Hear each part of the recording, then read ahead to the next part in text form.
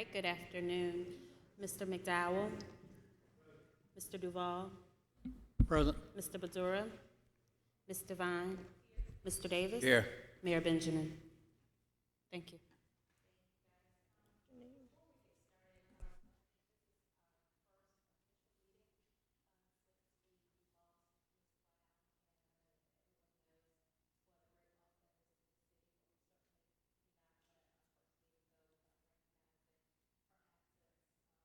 And how much her presence will be missed here.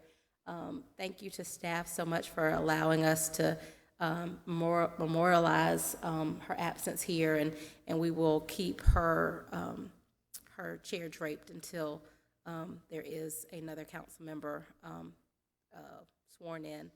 So that will be through the end of this year. But I would like to defer to and ask Reverend McDowell if he will bring some remarks. Just a word of thanks to Libby for draping Leona's chair. Thank you so very, very much.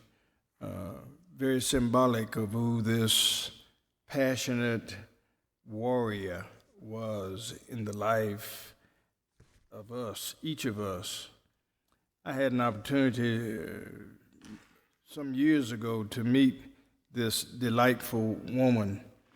And of course, she immediately impressed me as a go-getter in the truest sense of the word. During her illness, one of the things that I so appreciated about her was her ability, even in the midst of her struggling. We would talk, and I would simply say, Leona, we're not going to talk about anything political. Let's talk about something that's going to enrich and engage and enhance your spiritual life. And of course, after that conversation, after every conversation, she would simply say, Ed, pray for me. Of course, prayers were answered. And of course, we miss her sorely.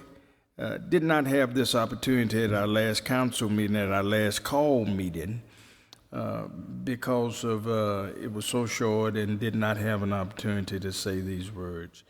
We're going to miss Leona.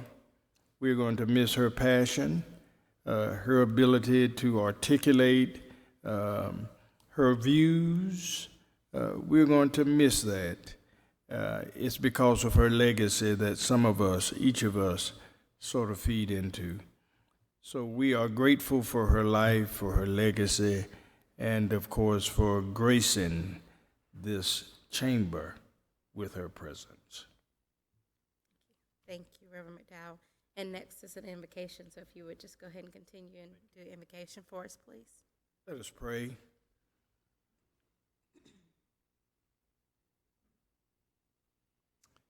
Gracious and eternal God, Lord, you've allowed us to enter this place where decisions are made. You've allowed us to gather in such a way where we are kindred each to the other.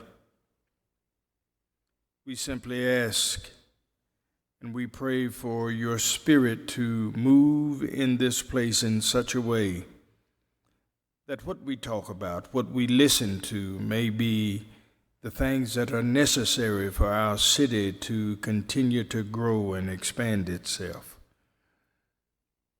Lord, we thank you for the life and legacy of Leona Plow, and we thank you for her witness, her faith. We simply ask that thou would touch each of us, that as we move about doing our particular things, that we sense your presence and her presence. Be with this city of ours, with all of the positive things that are happening there. We simply ask that you might give us the strength to push forward, to make this city even greater. We ask it in your name. Amen. Amen. Thank you. Thank you. Okay, Ms. Wilson, presentations? Yes, ma'am. Thank you, Ms. Devine. We will start with the Fire Prevention Week 2016 proclamation. I would ask Chief Aubrey Jenkins to come forward.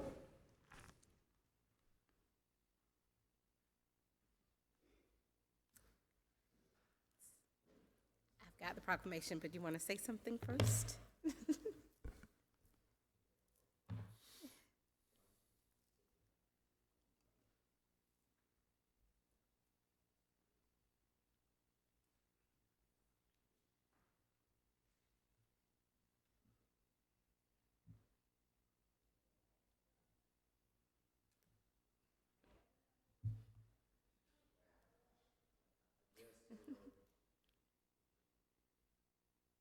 The batteries on the counter there, is that what you? Some batteries in.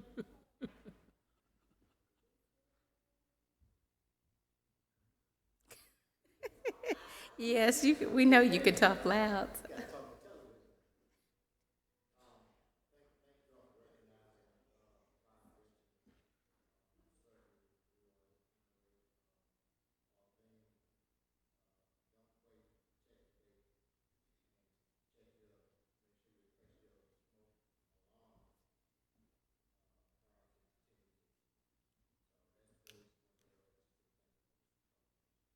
Thank you, and thank you to all the men and women of the fire department for everything that you do to continue to keep this community safe, not just fire prevention, but education during our times of tragedy and flooding and all that other stuff that you do. So it is my honor, on behalf of our mayor in his absence, Stephen K. Benjamin, and all of us here and members of City Council, we do hereby proclaim October 9th through 15th, 2016 as Fire Prevention Week 2016 in the City of Columbia, and we urge all of our citizens to recognize and participate in its observance.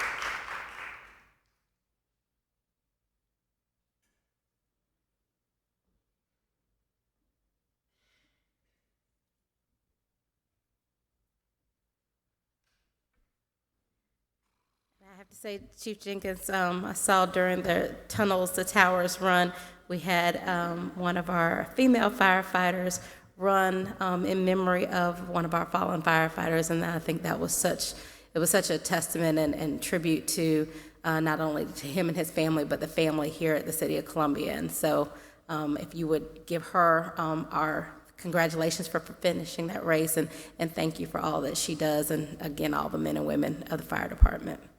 Mr. Davis? I have a question. And also last week, that firefighter was actually honored in Maryland at the National Fallen Firefighters Memorial. Chief, just for the public interest, are you going to do will y'all be doing the smoke alarm? We still have our smoke alarm program where if anyone do not have a smoke alarm, we will provide you with one while the supplies last. And we will actually, if need be, come in and install it as well. So if you can call our fire prevention office, which is at 545-3701, they can give you all the information on it. That's 545-3701. What about what you did last year? You remember there was a Saturday you chose an area to do. In fact, I was in an accident on my way to the. Yeah, we actually did a smoke alarm blitz in neighborhoods, and that is something that we're planning again along with the state fire marshal's office. So we'll be planning to do another blitz as well. Okay, and then that'll be publicized. Yes, sir. Thank you. Mayor. I'm sorry, Mr. Duvall. I got it right this time. That's right. Chief, while we have you in front of us, can you tell us about your teams that deployed to other areas during the hurricane? Yes, we actually deployed some teams of firefighters. We sent two teams to Colleton County. We sent a couple of teams to Hilton Head as well. But we also provided a bus transport from Hanahan, South Carolina, to a nursing facility here. We transported 19 people in our bus, elderly folks who was in a nursing home. We transported here because of the floods down there. So, but all of them are back now, safe, and I'm real proud of each one of them. They did a great job. So we're proud of all of them. Thank you. Thank you, Chief. Ms. Wilson? At this time, we will have the Columbia Empowerment Zone's Excellence in Economic Development Award. Judge Mildred Weathers McDuffie, Chair of the Columbia Empowerment Zone Board, Ms. Felicia Maloney, Executive Director of the Columbia Empowerment Zone, and Mr. Azad Khan, CEZ Inc. Board Member and Chairperson of the Vacant and Abandoned Buildings Improvement Program. Good afternoon, members of council. Thank you for allowing us to share this presentation with you. Judge McDuffie is out of town and could not be here, but Ms. Uzi has joined me because this was actually a joint effort between CEZ and Public Relations, and I wanted to make sure that we acknowledge them for all the assistance they provided in helping us to get this award. Judge McDuffie.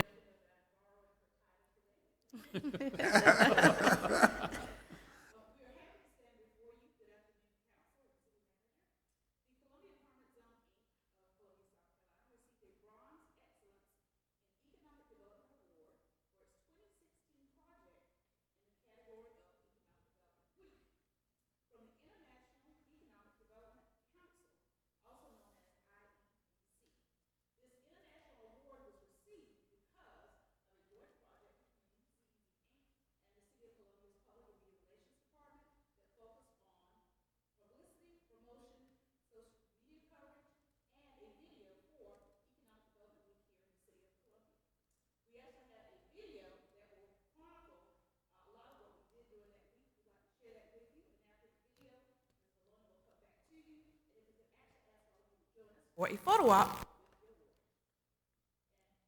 Justin, if you could show the video. Hello, and welcome to the famously hot city of Columbia, placed right in the heart of South Carolina. Columbia is a busy, thriving capital city that is focused on growth, prosperity, and economic development. 2016 was the first year that the city of Columbia, South Carolina, participated in National Economic Development Week, and we found many ways to celebrate in a major way.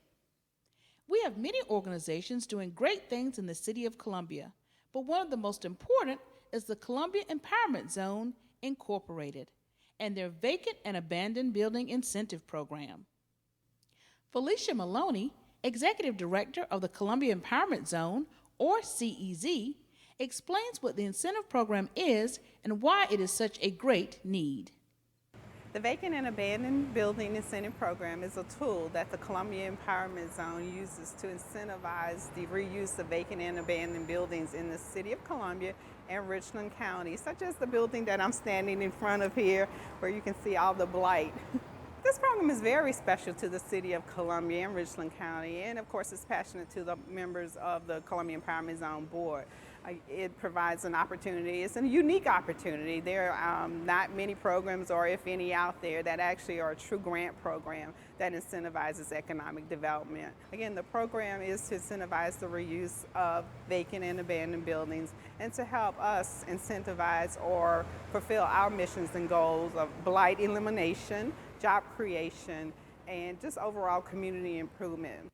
As Felicia just mentioned, the incentive program not only has a big impact on the beautification of the city, but also brings in more economic development to Columbia. Ryan Coleman, the Director of Economic Development at the City of Columbia, explains how much an impact this program has on the city. I think the abandoned building program is a great asset for the City of Columbia. You're leveraging public assets to help developers reduce their costs in fixing up old buildings. You're providing available space for small businesses to come in and occupy. and you're returning old abandoned buildings back into meaningful use and putting those properties back on the tax roll. So when you think about it, it really hits multiple wins for the community and for the city of Columbia. At the end of the day, to do these deals, it takes a lot of people working together to get them done. The developers, the city and the various departments within, and the small business owners. So it's great that you can have a program like this that multiple people can take advantage of because it helps a lot of people at the end of the day. So we're glad that CEZ Inc. Was able to put together this program. We're glad to be participating in it and serving on the board, and we look forward to working with our developers and small businesses to make sure that we provide good space for them to continue to grow their businesses. During National Economic Development Week, the CEZ, along with the City of Columbia's Public and Media Relations Department, spread the word about the Vacant and Abandoned Building Incentive Program through the City of Columbia's various social media platforms, including Facebook, Twitter, Instagram, Pinterest, Tumblr, and more. Many local and statewide news outlets and municipal organizations also highlighted the program and were able to spread the message across the state during National Economic Development Week. These organizations were the state newspaper, Cola Daily Online, Watch Fox News, the South Carolina State Senate, the City of Columbia, Columbia City Council, as well as many more. One citizen who got that message was Sanders Tate, and he tells you how this program impacted him and his business. We'd already been talking with the city briefly about helping us find a way to bridge a gap economics that wasn't making this building that we had found viable. And then, as we talked about them, the CEZ had provided this grant program, and it was the phenomenal piece of the puzzle that brought it all together and allowed us to make this project actually go forward. As an economic development tool, the CEZ's Abandoned Building Grant is probably one of the best.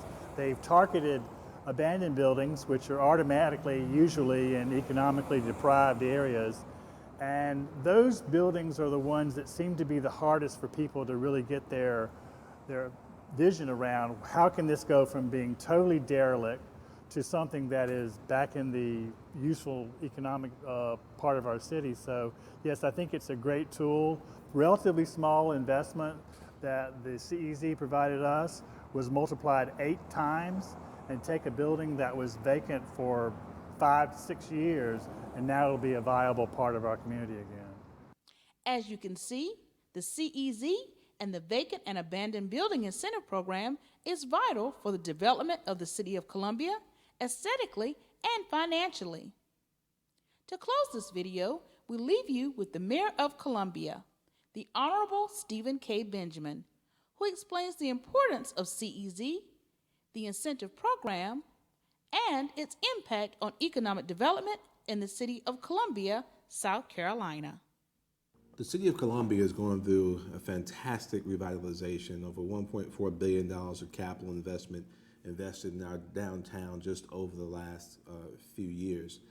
The ability through this new fantastic incentive that the CEZ Inc. has developed, focused on the adaptive reuse of vacant and abandoned buildings, can't be overstated. The ability to bring new life to old buildings in some communities that some people may have believed were forgotten about is a fantastic opportunity to put people to work and to leverage the ability to drive more private sector capital into some of our older neighborhoods. So we're excited about it and excited about the opportunity to chase this recognition. Thank you.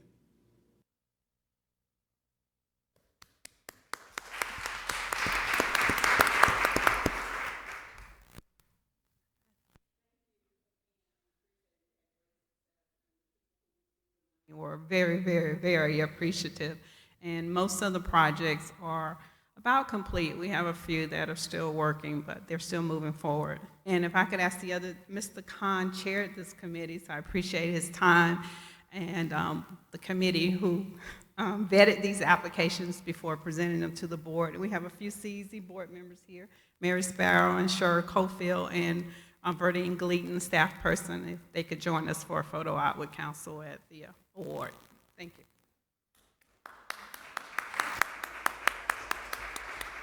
And as they come, I'd also like to recognize the PR staff who worked very hard on this project. Quentin Sims, who actually needs to give the camera to Tiffany so he can get in the photo. He actually worked on the PR and social media. And then also Justin Stevens, who actually is working our live streaming. So hopefully he can join us. If not, we'll understand.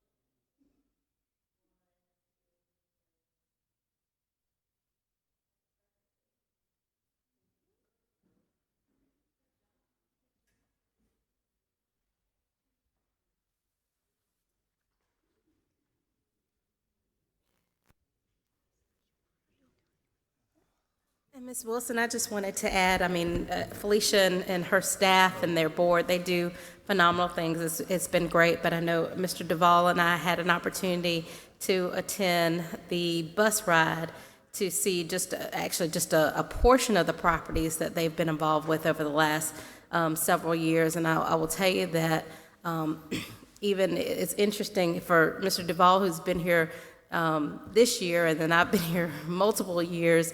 It's amazing. Even, the both of us had the same take. It's just amazing to see their impact on the city. And I think when you see it all at one time, it tells you how much they've done to actually revitalize this city over the many years of the empowerment zone. And so just wanted to thank Felicia and staff and the board for all the work that they do, but say that was a great opportunity. And if other council members have an opportunity to go on that tour, I would strongly encourage it. I don't know, Howard, if you wanted to say anything. I was very impressed with the tour.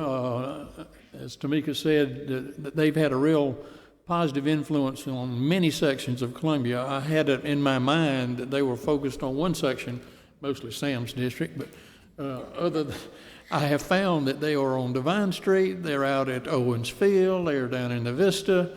It is a citywide effort that is really beginning to show some fruits of the labor. I wanted to echo your comments. I didn't get to go on the tour, but I obviously get to see a lot of their work and have seen it over time. And Ms. Devine's right. It amazes me, too, when I think about, I guess, the last several years and the ability to do so much with a little when you think about it. And even from a staff perspective, I mean, Felicia has worked with the Eau Claire Development Corporation and the Seas Inc. at one point in time, and now fortunately we have more staff, but the reality is it's kind of a two-woman shop over there from a staff perspective at CEZ, so we are very thankful for what they do with a little, and the time that Judge McDuffie and her board puts into the work is really amazing. Right. I've given Ms. Maloney a target for rehab. We will keep that between the two of us, but next year when we get the report, it'll make a great project. Thank you. At this time, we would ask Ms. Catherine Fleming Bruce, the principal of TNOVSA to NOVSA, I don't know if I'm saying that correctly, Catherine, for a presentation of the City of Columbia, Mississippi Key to the City of Columbia, South Carolina. Hello, everyone. Good morning. Good morning, Mayor Pro Tem and members of council and city manager and staff. I want to thank you for this place on the agenda, especially this month, in which the one-year anniversary of the 1,000-year flood event is being held citywide. Columbia, Mississippi had a wonderful response to your decision to award it the official sister city status. I took the beautifully framed, thanks to Erica and staff, I took the beautifully framed resolution to them in Columbia, Mississippi. And the community organized a fantastic reception for me, attended by the mayor, members of city council, state legislators, the Community Business Association, and state and local press. Also, an official copy of the resolution was sent to the Mississippi Department of Archives, and they sent this letter back this week, so I'll read that, and I've also submitted that to the record. So it says, on behalf of the department, I would like to formally thank you for the recent donation of the document Resolution R 2016-053 to honor the city of Columbia, Mississippi with official sisterhood for its assistance during the October 2015 flood. We will add it to our subject file for Columbia, Mississippi, so the researchers will learn about this sisterhood with Columbia, South Carolina, and how the residents of one state help those in another state during a time of distress. So they acknowledge that for us. And finally, Columbia, Mississippi responded to this honor by awarding you the key to the city and also the city seal, which I'm here to deliver. And this award also includes Leona Plow. She was active during the time of the flood, and we certainly miss her, and I think of her during this time. So I'm ready to make this presentation. So this is the key, and this is the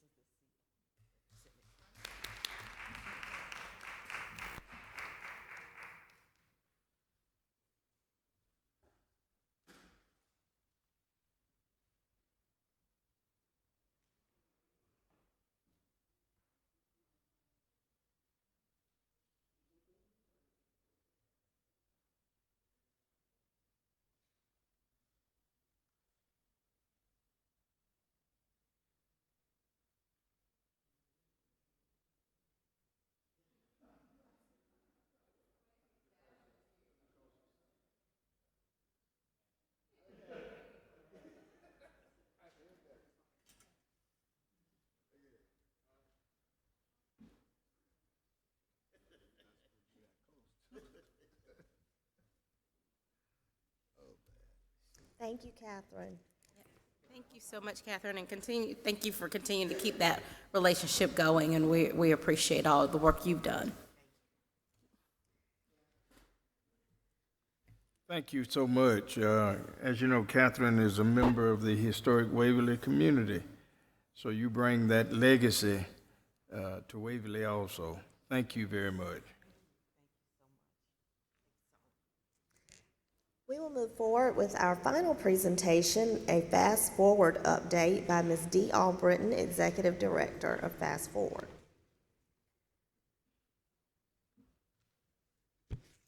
Try this.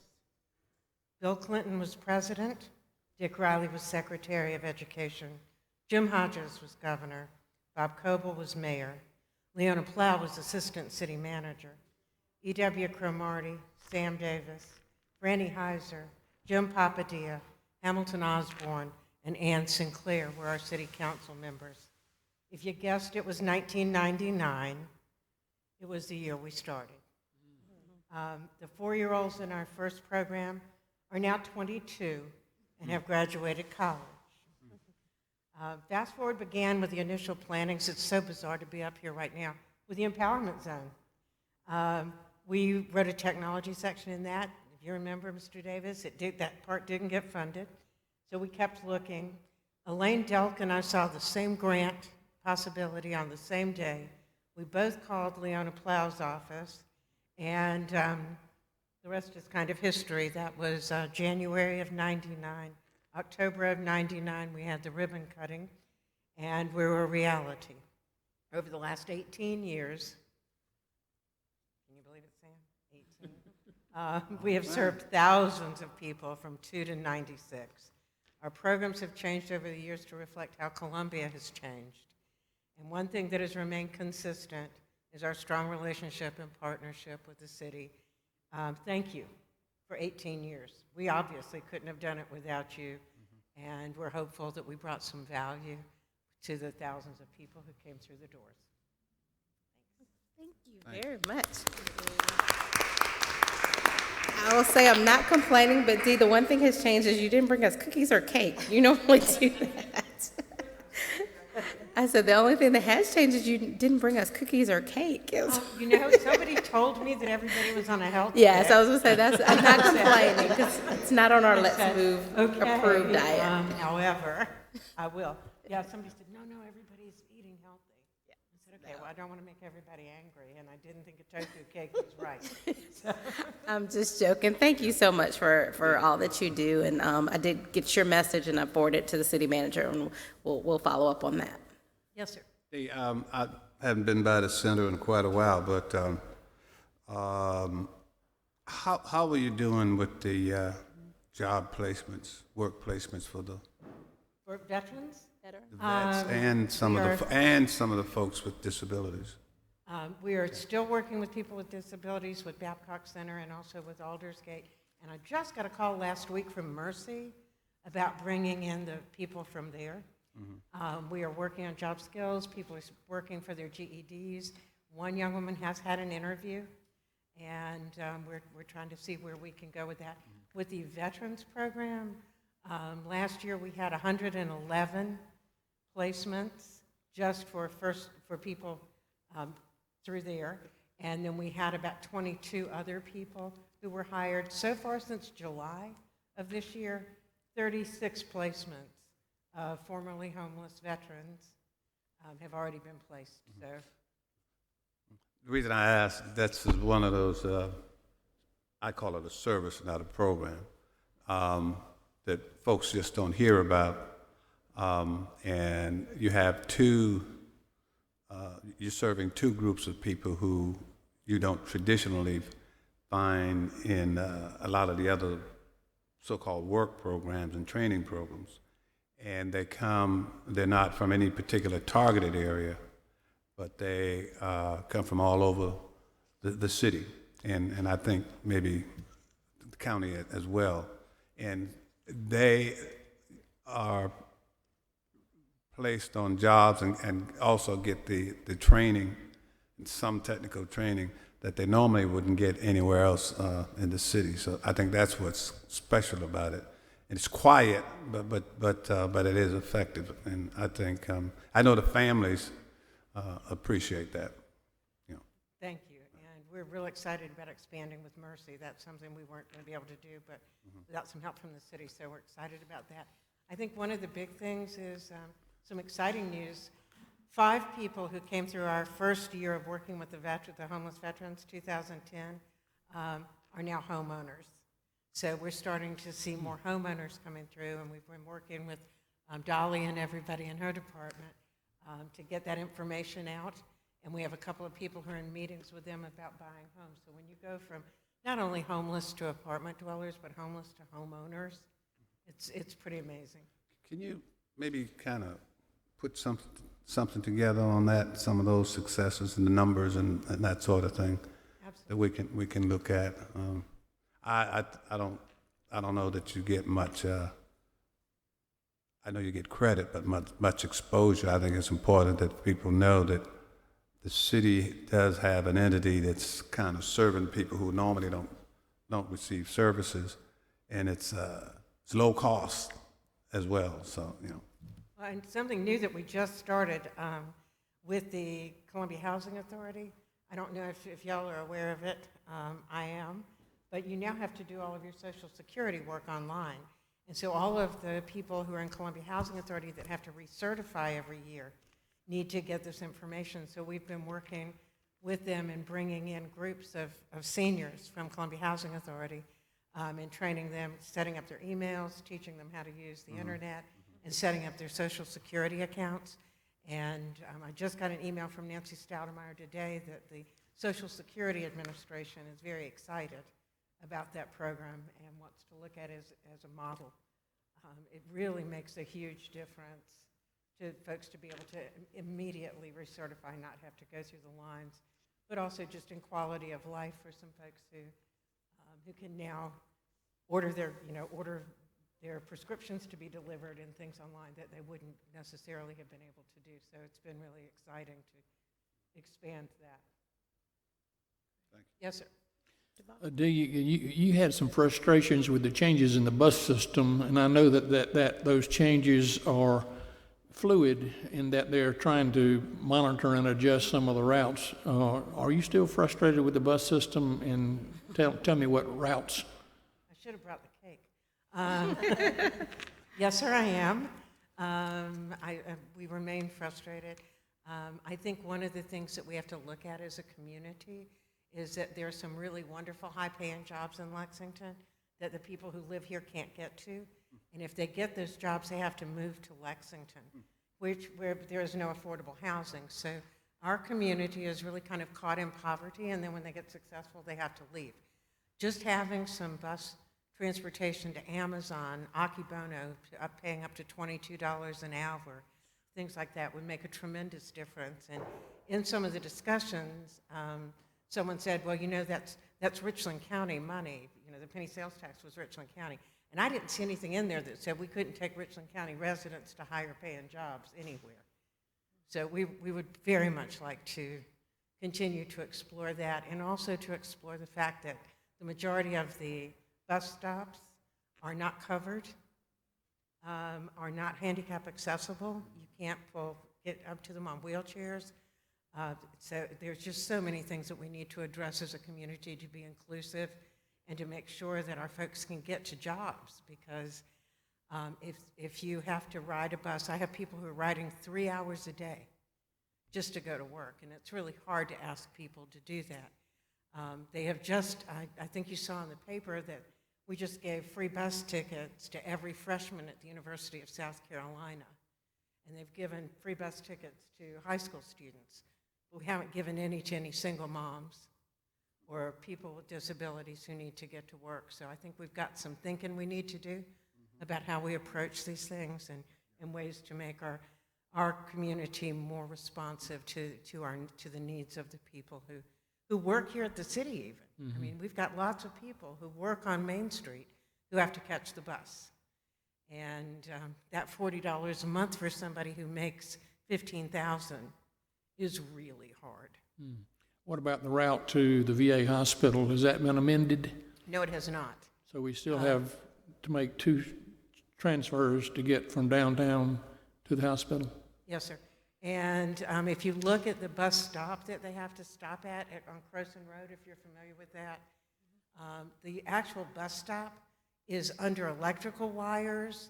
There's no bench or anything, and when it storms, you've got a whole lot of people standing under electrical wires in storms and lightning. So I can send you some great pictures of some of the bus stops, so you can really see. The bus stop on the VA property has a curb that you have to go over that wheelchairs can't access or anything. So we have a lot of work to do. It should be a challenge to do good. And I think that, you know, if we all pull ourselves together and look at the best interests of everybody, we can do it. We just have to.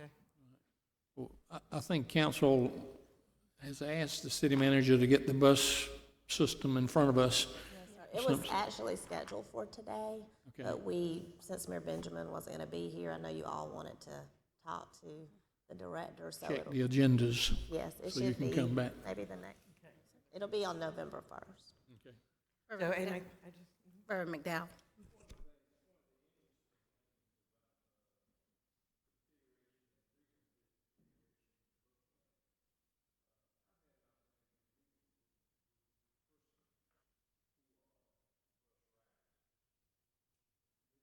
Totally astonishing that you drop somebody off on a bus drop.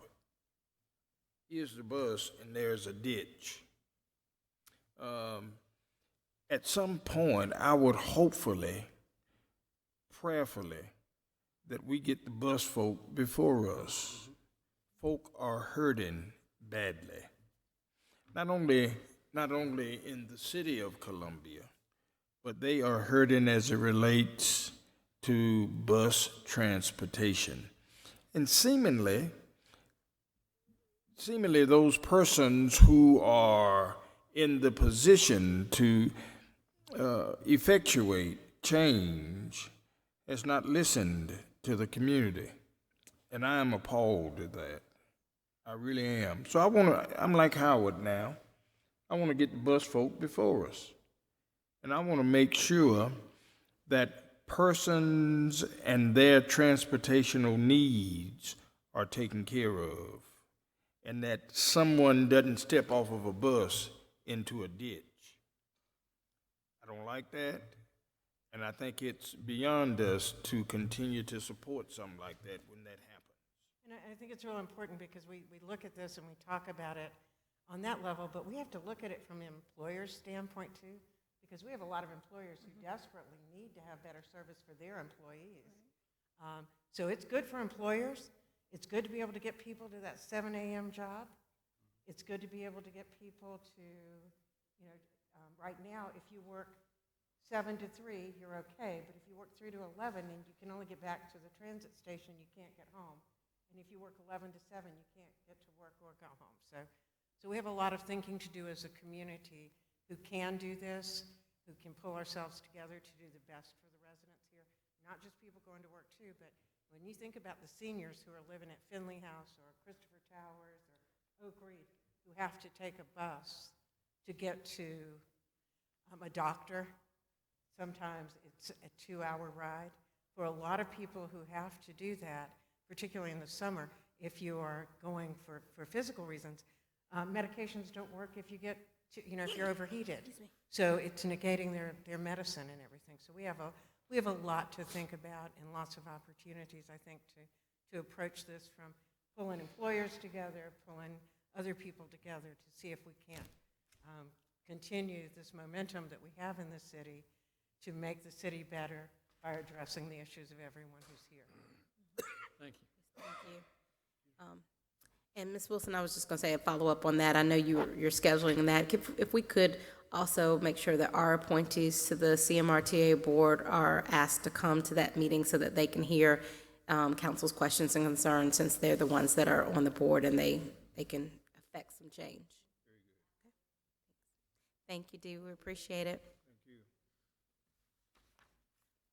We'll move into our city council discussion with an animal shelter update by Ms. Marley Drum, Animal Services Superintendent. Marley, I like the logo. Who did the logo? I like that. It's Target Zero. Target Zero is a group we've partnered Is with, it so I'll group? share Okay. that with y'all in a minute, yeah. I like I did not bring cake or cookies either, but I could have brought y'all kittens had I known. So. Okay, so we'll jump right into this. We, about a year ago, we did the presentation to share what we were doing, and that's when the whole Blue Ribbon Committee process started, so we wanted to share where we were pretty much a year later. Is that better? Thank you. So we did the Blue Ribbon Committee. We had a series of meetings, met with all the different groups around town and citizens, and had a really productive process there, and coming up with some things we thought was important for the community and where we should go to try to save more lives for pets in our community. And from there, we decided why not take this a step further, and we partnered with a group called Target Zero. And that is the booklet you have there in front of you as well. And they are a national nonprofit organization, and they work with agencies all across the country, small, large, what have you. These are folks that have been on the front lines, have done what we're trying to do. They've built these programs from ground up, and so they go across the country helping others do the same. So we decided to get them involved as well, and between that and the Blue Ribbon Committee, I think we've got some great programs moving forward and have gotten started with a lot of those. And the good news with Target Zero, they're completely free. They're funded through a foundation, and they do this really out of the goodness of their hearts to help other folks. So Marley, was their assessment done before or after the committee met? After. We called them in afterward, and they did a 3-day, really full assessment of our entire facility, our operations, you name it. They checked out everything, talked to every employee, talked to citizens, really got in depth into what they were doing. So I think you'll get a lot from reading the report that they provided for us. And it was a great process. I'm real glad we did it and learned a bunch of cool stuff. So we'll jump, I'm going to share some things that we actually jumped right into. First of all, where is the clickers on the side? Okay. So I've told you who Target Zero is. We've done a 3-year fellowship. So some of the things we're going to be looking into in the near future, I'll share those first, is scheduled surrenders, are also called as managed intakes. And that's actually speaking to people that need to surrender their personal pets and trying to find out why they need to surrender. Maybe we can keep those pets in those homes instead of having them left at the shelter, to reduce our intake that way and help people keep their pets. Sometimes it's something very simple as they just can't afford pet food for the next few weeks, and we can find ways to help them with that instead of having to take on one more pet. We've part of the Blue Ribbon Committee effort, we're going to be hiring 5 new employees. We've hired our first one, the intake coordinator, and we're in the beginning, starting to the second person, which will be another office personnel. With that effort, as we get more people, we've got 3 more to add after that. We'll actually get to expand our hours into the evenings a little bit, so folks that are getting off work at 5 o'clock can still come adopt, look for lost pets, or what have you. So we'll continue to move forward with that. Working with Target Zero, it's opened up all kinds of grant opportunities. We have a pretty good grant request in right now. We hope to find out this month whether or not we got that. If so, that's going to help us with a ton of our life-saving efforts. So I'm keeping my fingers crossed on that one. We still have great partnerships with the Humane Society, the Animal Mission, who continues to fund free spay-neuters for our citizens and citizens of Richland County. Our rescue groups such as HEART, Palmetto Lifeline, and countless others.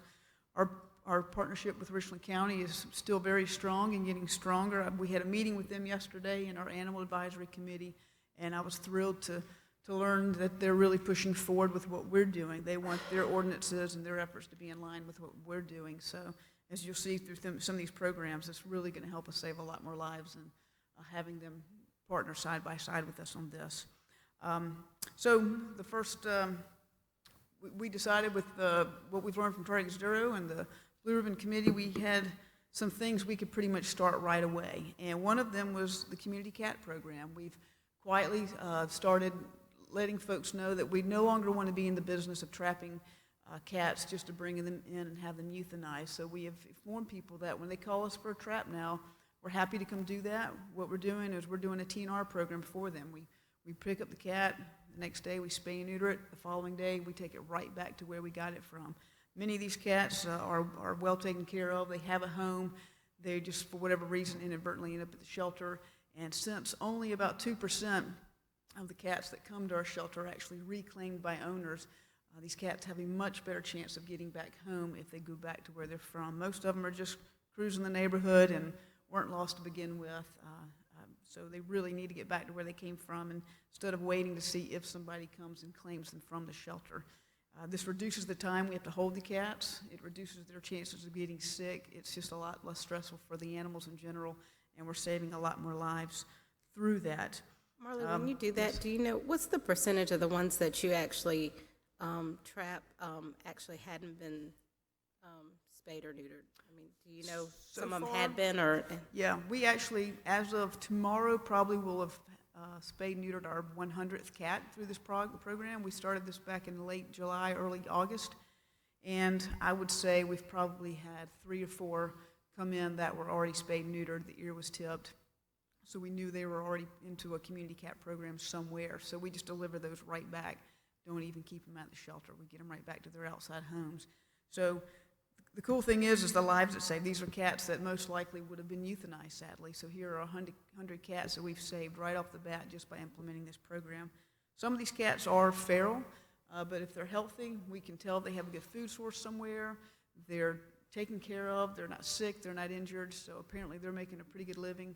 We're getting those right back out too. And we're finding that through the spay-neuter process that problems people did initially have with the cats, spraying property, the prowling around, the multiple kittens, once we spay and neuter them and get the population under control, all those problems go away. We've had a really positive feedback from the community, so we're thrilled about that, and that's gone better than we expected. We thought we'd get a little backlash and people upset that we were bringing the cats back, but most folks were thrilled to see what we were doing, and it's actually brought a lot of people out of the woodwork who want us to come out to their areas now and do that. So we're expanding that program every day. So that's going really well.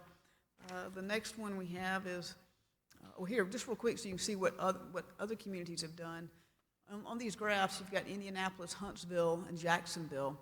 And in the blue shows the number of cats that were being euthanized when they came into the shelter prior to the community cat program, which we have since started as well. And as this program went along, in the green, you can see the number of cats that were saved versus the ones that were euthanized in blue. So as the years passed by, you could see that euthanasia dropped to practically nothing. And not only were more cats getting out alive, but you can see toward the last year, actually fewer cats were coming in because of all the spaying and neutering. There were fewer and fewer kittens to deal with. The cat population actually started to decline, and there were just fewer to bring in. So it's a win-win for everybody. And so that's what we hope to see, and I feel pretty certain we will see as the years go by and we continue with this. Pretty impressive numbers. Yes, sir. Let me ask a question. Is there any particular geographic area where you find most of the cats or the animals? Not really. As far as looking at our jurisdictions and where we see the intake for most animals, we do it by zip code, and 29203 is a high intake area for us. 29204 is, then I think 29209, 29205 might be right behind that. But it's, cats are pretty good survivors. We tend to see them everywhere.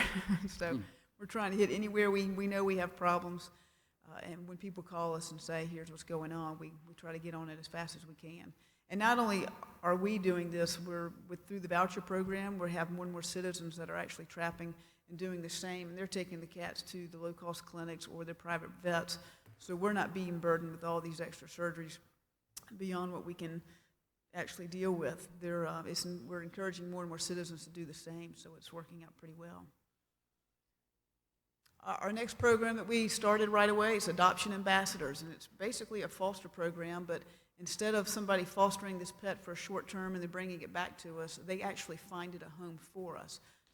Stats still show that most people still get their pets from family, friends, coworkers, acquaintances, so we want to tap into that market, and by getting a pet into somebody's home, it allows them to take it to the park, go to the pet food store, go spend time with family and friends, and they introduce this animal to all these people. They learn what little tricks this pet may know or little quirks they may have, and actually they get to market and share these fun details with folks, and then they place it in that home. The adoption fee is covered through a grant we got through the ASPCA, so no money has to exchange hands. They just do the paperwork, they mail it back to us, and then we bill the animal mission. They have the grant money, and we invoice them for the adoption fee, and that animal never came back to the shelter. That new owner never had to come to the shelter, and we never had to make another space available for that pet coming back. So that's a really cool program. We've gotten 13 animals into homes since that started, and we've got about 20 more out there that are in the pipelines looking for new homes. And the good news is we're not having to take care of them. We've got citizens do it for us. Then we've expanded our adoptions at the shelter. We have this cool adoption facility, but we realized through this whole process of really looking at what we're doing, we had a small area where people could go look at adoption animals, and this large area that was still full of all of our holding animals. And many of those, their hold time was up. They could be available, but the public was never getting to see those animals. So we have kind of redone the layout of the shelter, and we have more than doubled our adoption runs. We've added a 4th cat adoption room, so the public has access to a lot more areas of our shelter, and we're seeing adoptions just sort of go gangbusters. We're actually up 44% on our adoptions from this time last year, so it's been a huge success, and we will continue to expand that actually as we go along. We're getting our feet wet and seeing how it goes, but we're going to have even more rooms and runs available in the near future for adoption, so that's working out well also. And to come on November 1st, we're actually going to have some ordinance changes. Many of these are recommendations by the committee and by Target Zero, and some just updating some old language. One being the community cats. We really think that's going to be a benefit for our community, take a burden off our shelter in the long run and save a lot more lives. We want a general care ordinance that's actually pretty much the same thing Richland County has, and that's also in keeping with our 2 agencies trying to keep our ordinances and efforts in line with each other, and it'll help our officers greatly in dealing with cruelty issues out in the field. So we want to add that, and then we also believe that raising our dog limit a little bit will help a big deal. The committee actually wants it to be raised to 5. We're comfortable starting with 3, and I think we'll open up some homes to some more dogs. I also think we know they're out there. It'll probably legalize a lot of third dogs in homes right now already. So, but mostly we think it can help us save some more lives as well. And then there's some other things we want to address down the line, but this is what we really want to hit on first, and we think will have some fast life-saving impacts for our animals at the shelter. This is a graph I showed y'all last year, just updated with the numbers for the fiscal year we ended, 15-16. When we ended in 14-15, our live release rate was only 40%, which is even a big jump from where we were 6-7 years ago at about 18 to 20%. We ended up the fiscal year 15-16 at a live release rate of 50%, and as of today, we're already up to 54%, and that's after our busiest intake months that we were just getting through. So I'm really excited to see how we go through our slower months in the winter to see how our intake really jumps up then. So we're actually a little bit ahead of schedule of where we thought we would be this time last year, so I'm tickled to death about that. And then again, the live release, we're at 54%. Adoptions are up 44%, and intake is already down another 11% from where we were last year, and that's from the continued aggressive spay, neuter, and community cats will help with that as well. So that's where we are. I kind of rushed through that, but any questions? Any questions for Marley? Nothing on this. What is the status of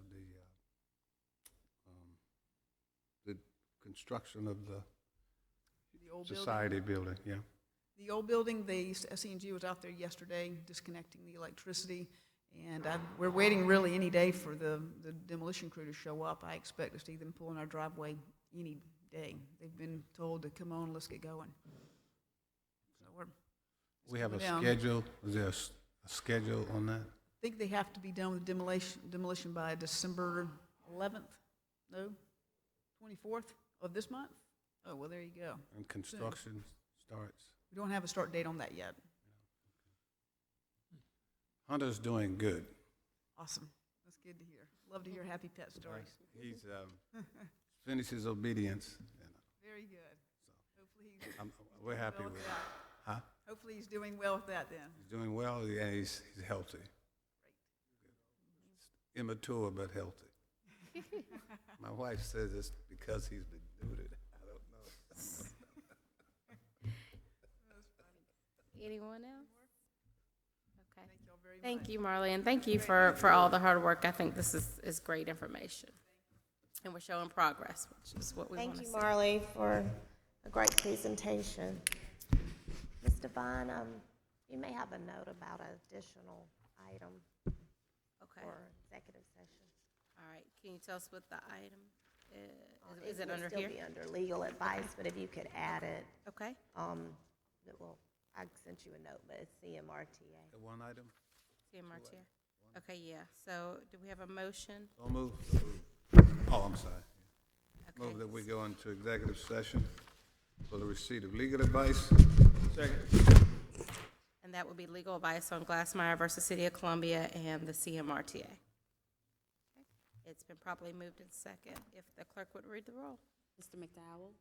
Yes. Mr. Duval? Aye. Ms. Devine? Aye. Mr. Davis? Aye. Thank you. All right. Thank you. We will be back at 6 p.m.